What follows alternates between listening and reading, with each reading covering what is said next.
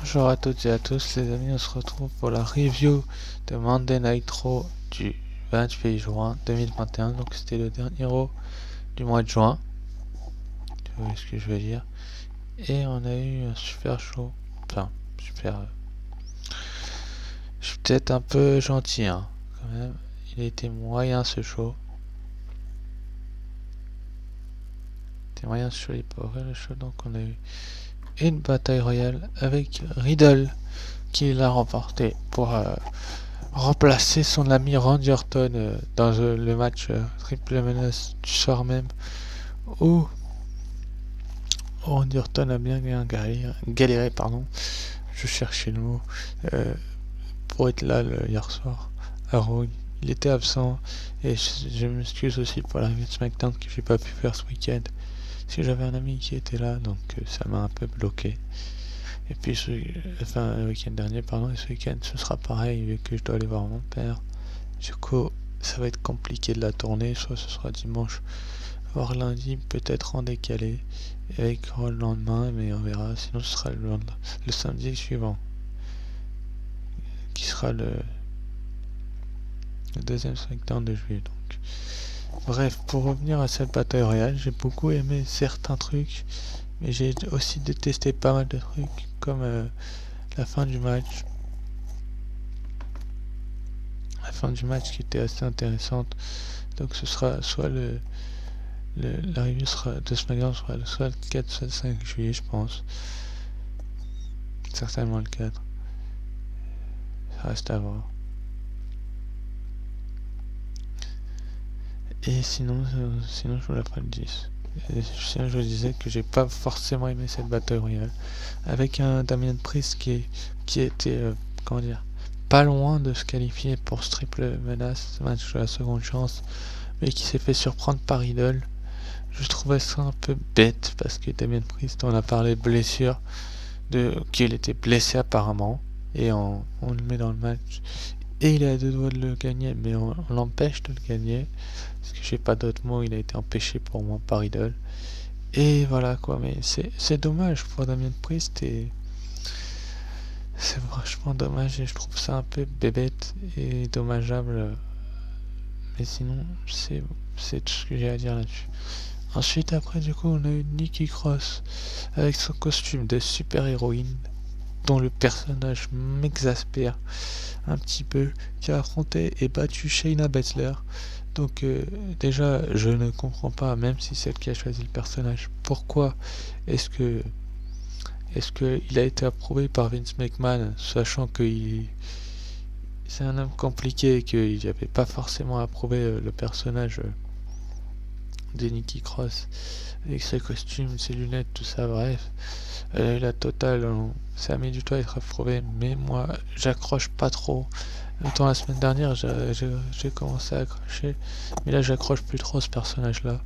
Mais bon, c'est une super héroïne. Qu'est-ce que vous voulez que je vous dise? Je peux rien vous dire de plus que c'est une super héroïne. Et elle n'a pas été bloquée du tout. Et malheureusement pour elle, les amis, bah, elle s'est imposée. Enfin, malheureusement pour Shayna Baszler plutôt, parce que c'est Shayna Baszler qui en a fait les frais. Je trouve que Shayna Baszler est surbookée. Comment je peux vous dire ça? Est surbookée pas mal de fois par show et un petit peu moquée parce que je trouve que elle avait peut-être réellement besoin d'une victoire et on lui donne pas parce qu'on est WWE et qu'il y a blocage. Bref, mais le match était d'une fourberie, je sais pas comment vous expliquer ça, mais c'était assez gênant et j'espère que dans les prochaines semaines, Shayna Baszler va réussir à se relancer. Elle qui était qualifiée pour le Money in the Bank l'an passé, qui était pas loin de le remporter d'ailleurs, cette année, elle n'y sera pas. Et elle enchaîne les défaites et les distractions d'Alexa Bliss sont perturbantes. J'espère vraiment que Alexa Bliss va s'arrêter à un moment donné parce que je pense qu'il y a besoin que ça s'arrête en fait. Bref. Ensuite, après, du coup, on a eu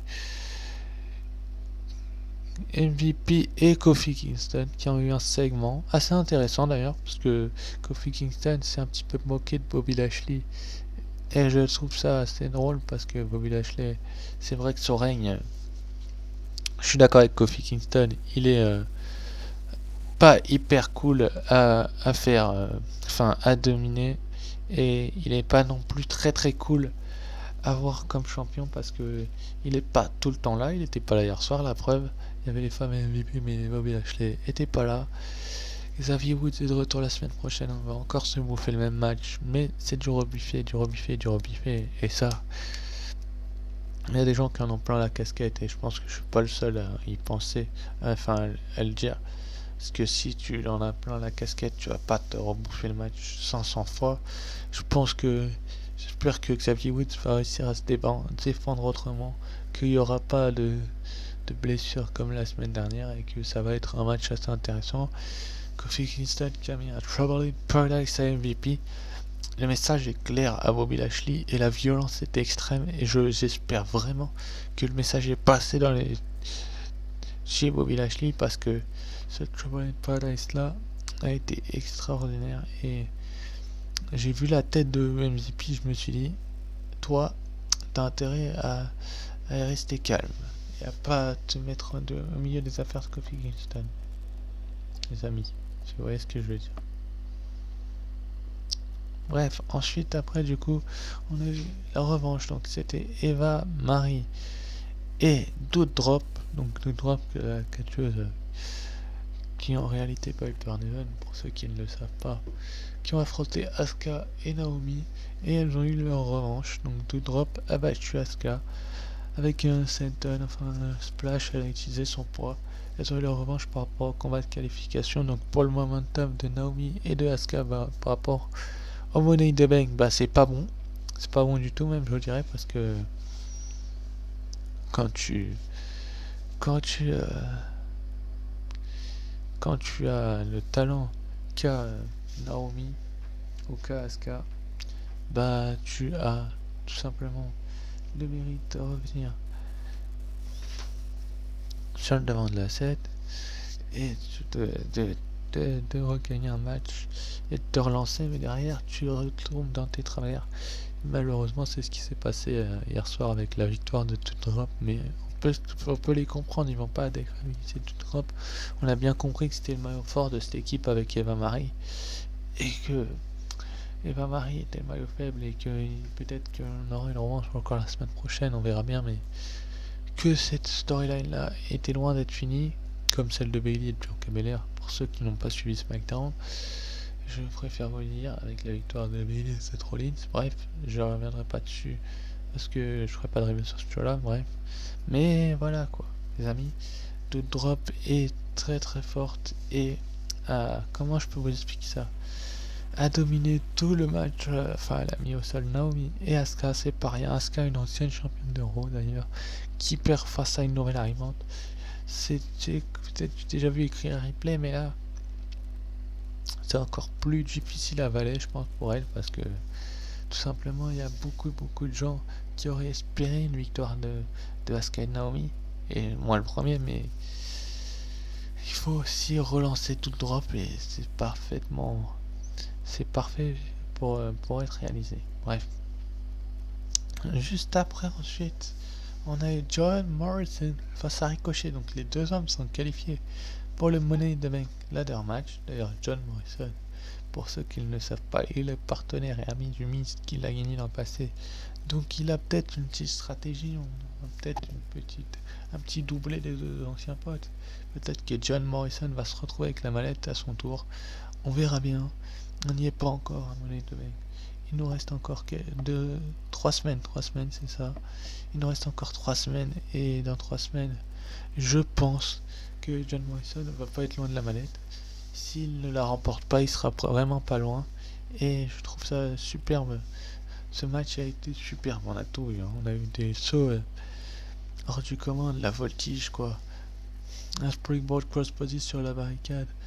Malheureusement, on a eu un double décompte à l'extérieur et on va se remouffer ce match, je pense, la semaine prochaine. Mais d'un autre côté, c'est bien parce que Ricochet, il faut vraiment qu'il ait comment on peut expliquer ça, un momentum qui doit comment je peux expliquer ça, qui doit mener sur le devant de la scène et qui doit comment je peux vous expliquer ça, qui doit l'aider aussi à avoir ce qu'il mérite, donc c'est-à-dire le titre suprême. Et en général, quand on perd ou quand on fait des doubles décomptes à l'extérieur, on n'est plus très loin du titre derrière. Et puis cette mallette peut changer une carrière, faut pas l'oublier. Et je pense que ce soit l'un ou l'autre, ils en ont réellement besoin, que ce soit Ricochet ou que ce soit John Morrison, même si Ricochet a une feud avec Sheamus, que ça m'étonnerait pas du tout qu'il intervienne si jamais Ricochet est proche de gagner la mallette. Mais John Morrison c'est pareil, je pense que des gens pourraient le gêner à remporter cette mallette. Malheureusement, je vois pas qui peut enquêter John Morrison, à part peut-être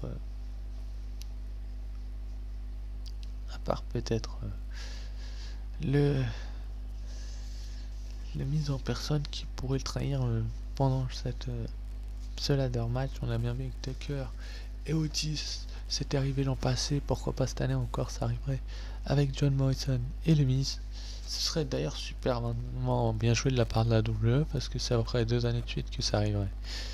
Et ce serait pas du rebiffé parce que c'est pas les mêmes équipes. Enfin, c'est pas... Et ça pourrait nous lancer une feuille entre les deux au retour de blessure du Miz. S'il a les moyens de revenir, parce que sa blessure a l'air d'être plus grave que prévu après son match avec Damien Priest à WrestleMania Backlash. Malheureusement, le Miz depuis on l'a plus revu catcher et ce sera pas pour tout de suite à mon avis quand on le reverra sur le ring, mais voilà quoi. Ça veut pas dire que ils sont en dessous, ils ont tout simplement pas les épaules et voilà. Enfin, pas les épaules, c'est pas une question de quoi, c'est une question de détermination. J'espère que Ricochet sera vraiment extrêmement déterminé dans son état avec ladder match, comme il l'a été hier soir avec John Morrison. Ils ont été tous les deux hyper déterminés. Malheureusement, que ce soit pour l'un ou pour l'autre, il n'y a pas eu de vainqueur. Et on va se rebouffer ce match, comme je vous l'ai dit, la semaine prochaine, les amis. Et c'est tant mieux pour nous, parce que je pense que c'est un régal, ce match. Je pense que beaucoup de fans ont aimé ce match, moi le premier, et que il y aura peut-être d'autres opportunités pour John Morrison et Ricochet s'ils ne parviennent pas à gagner la mallette. Mais ce que ça m'étonnerait parce que je pense vraiment qu'il y a les moyens de leur donner, que ce soit à l'un ou à l'autre, et de lancer réellement leur carrière, parce que comme je vous ai dit, cette mallette peut changer une carrière et je reste persuadé que ce soit l'un ou l'autre. Bobby Lashley fatigué, j'ai mal à le voir garder le titre derrière. Il a un peu aidé le cash-in du Miz, ça pourrait être comme ça aussi avec Ricochet, enfin que le gagnant de la mallette s'il est à Raw, bien évidemment. Si c'est du côté de SmackDown, ça pourrait être pareil aussi, bien évidemment. Et j'espère que beaucoup de gens auront des choses à nous dire, quoi. Enfin, des choses à nous montrer. Et voilà, quoi, les amis, c'est tout ce que j'ai à dire sur ce Ricochet John Morrison, qui était vraiment, comment dire, extraordinaire. Voilà, je cherchais le mot. Bref. Ensuite, après, du coup, on a eu le 6-Woman Team Match. Donc, c'était Charlotte Flair, Rhea Ripley et... comment elle s'appelle? Non, Charlotte Flair, Natalia et Tamina, pardon. Contre Dana Brooke, Mandy Rose et Rhea Ripley. Et c'est Charlotte Flair qui a donné la victoire à son équipe avec un joli big boot sur Mandy Rose. Donc, Charlotte Flair est en train de faire monter le momentum, enfin son momentum plutôt, son momentum à elle, et de comment je peux vous dire ça, et de se mettre sur le droit chemin pour un nouveau titre de championne féminine de Raw. On a vu du côté de LNSL qu'elle est passée toute proche et que malheureusement Rhea Ripley a été plus intelligente et a réussi à se faire disqualifier intentionnellement, et j'espère que cette année elle le fera, enfin que je fais pas mieux là, elle le fera pas, parce que cette feud commence à devenir longue et que je pense que beaucoup de gens en ont marre, parce que depuis WrestleMania Backlash, ça va faire 3 mois, ça commence à faire long et je pense qu'il y a des fans qui devraient en avoir à la casquette. Et je pense que ce soit Charlotte Flair ou Rhea Ripley, elles en ont aussi à la casquette. Tu vois ce que je veux dire? Elles en ont un petit peu marre et c'est tant mieux pour elles. Parce que je pense que voilà quoi. Mandy Rose, Dana Brooke, Natalia, Tamina, ça vient de commencer. Et ça, c'est beaucoup plus intéressant parce que on sent vraiment l'animosité entre les deux équipes. Parce que c'était à cause d'un shooting photo. Il y a de cela 2 semaines que c'est arrivé. Et ça continue. Et je suis content que ça continue parce que je pense qu'il y a moyen que les titres changent de main. Peut-être. Parce que Dana Brooke et Mandy Rose mériteraient un titre aussi de championne. Mais je sais pas. Je sais pas, Natalia Tamina. Elle vient de récupérer le titre il n'y a pas si longtemps que ça des mains de Shayna Baszler et de Nia Jax. Grâce à Alexa Bliss d'ailleurs. Ça fait un petit moment qu'Alexa Bliss est dans les parages les deux. Mais voilà quoi les amis, c'est somptueux. C'est somptueux et c'est surtout superbe de côté WWE de, de voir Charlotte Flair faire gagner son équipe et de surtout monter les momentum de ces rivalités là par ce match là. C'était vraiment intéressant à voir parce que il y aurait peut-être eu une autre solution à les faire monter ces rivalités, mais c'est une bonne solution aussi de les faire monter comme ça parce que si tu les fais monter autrement, bah tu peux te retrouver sur le trottoir, enfin sur le bord de la route si vous préférez, et j'espère que ça vous plaira bien évidemment.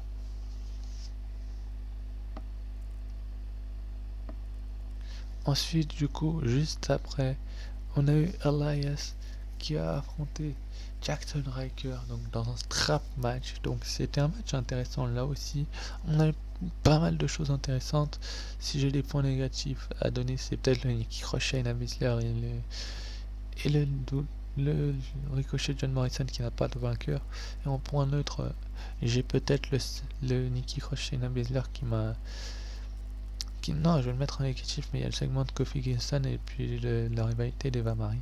Puis ce match-là aussi a un point neutre parce que je trouve qu'Elias et Jackson Ryker en font trop. C'est pas la question de que ils en font trop réellement, c'est que la question c'est que ce soit l'un ou l'autre, ils en rajoutent à chaque fois dans la rivalité et je commence à en avoir un petit peu marre. Donc je le mets en point neutre parce que j'en ai un peu marre. Parce que si ça durait des mois, je le mettrais en négatif. Mais là, c'est un point neutre parce que la rivalité vient de débuter et qu'elle est au ralenti, j'ai l'impression. Même si Elias a pris la fuite à 2 reprises, bah je trouve ça dommageable que notre ami Jackson Ryker, tout simplement, soit... comment dire? Comment je peux vous expliquer ça? Mis de côté, je cherchais le mot, et qu'il soit... comment je peux vous expliquer ça? Pas au top réellement. Voilà, je cherchais le mot. Bref. Du coup, derrière, on a eu le match entre Drew McIntyre, AJ Styles et Riddle, donc dans un match de la seconde chance de qualification pour le Money in the Bank Ladder Match, donc pour la mallette si vous préférez, un match de qualification qui a fallu 100 pesant de cacahuètes, car que ce soit Drew McIntyre, que ce soit AJ Styles ou que ce soit Randy Orton, Riddle, il y a eu des beaux trucs de proposés par les trois, et Drew McIntyre a réussi avec son Claymore Kick sur Riddle à se remettre sur le droit chemin, parce que je trouvais ces 2 dernières fois la semaine dernière qu'avec sa défaite et celle dans son combat de qualification face à Riddle que n'était pas du tout sur le droit chemin de Drew McIntyre, et ben là il y est de nouveau et c'est plutôt une bonne nouvelle pour lui parce que je pense qu'il a besoin, peut-être pas de cette mallette pour être champion du monde, pour le redevenir peut-être, mais j'ai du mal à le voir gagner, mais en tout cas le voir dans ce match là, connaissant sa puissance et son agilité et puis sa vista, ça peut être vraiment intéressant. Et puis s'il récupère la mallette, ça peut être une grosse épine dans les pieds de Lashley parce que connaissant le bonhomme de Lashley, il va en avoir peur. Même s'il l'a battu à 3 reprises et que la rivalité est terminée, ça pourrait justement remettre un allant dans cette rivalité-là, un coup de boost, et permettre à Drew McIntyre de récupérer ce qu'il était à lui juste avant que Lashley offre le titre remise pour lui le récupérer derrière. Ça pourrait aussi remettre un allant à Drew McIntyre, un coup de boost, mais j'ai du mal à le voir gagner cette mallette. Mais en tout cas, il est qualifié. Et ça fait plaisir parce que je pense que beaucoup de fans étaient déçus la semaine dernière quand Riddle l'a battu de le voir non qualifié. Et malheureusement, là, il est qualifié. Et là, il a besoin peut-être d'un nouvel allant qui peut... Comment je peux vous expliquer ça? Lui permettre de se rapprocher du titre. Ils auraient pu l'éloigner aussi avec le titre de Sheamus, mais Sheamus est blessé. Donc, c'est tant mieux que Drew McIntyre se soit qualifié pour le Money in the Bank, en tout cas qu'il soit présent dans le pay-per-view. C'est une star power, donc c'est tant mieux qu'il soit là. Et puis avec la mallette, je vous laisse imaginer comment ça pourrait être intéressant d'avoir Drew McIntyre. Et puis pour ce qui est du match, ça a été exceptionnel. Et je n'aime pas d'autre mot, il a été exceptionnel ce match. Et ce Claymore sur Riddle l'a été aussi. Et c'est vraiment dommage qu'il n'ait pas été autant que d'habitude, parce qu'il y avait vraiment tout pour que AJ Styles se qualifie, parce que Riddle est déjà qualifié, il se battait pour Orton, son ami et partenaire. Mais Drew McIntyre, Riddle, Ricochet, John Morrison, ça a de l'allure du côté de Raw, et Billy du côté SmackDown avec Kevin Owens ou Sami Zayn, on verra bien lequel des deux se qualifiera dans ce Last Man Standing match. J'espère vraiment que Kevin Owens va se qualifier, parce que ça le rapprocherait lui aussi d'un titre. Bref, sur ce, je vous dis soit à dimanche, ou à lundi, ou à mardi. Sur ce, ciao, bye bye.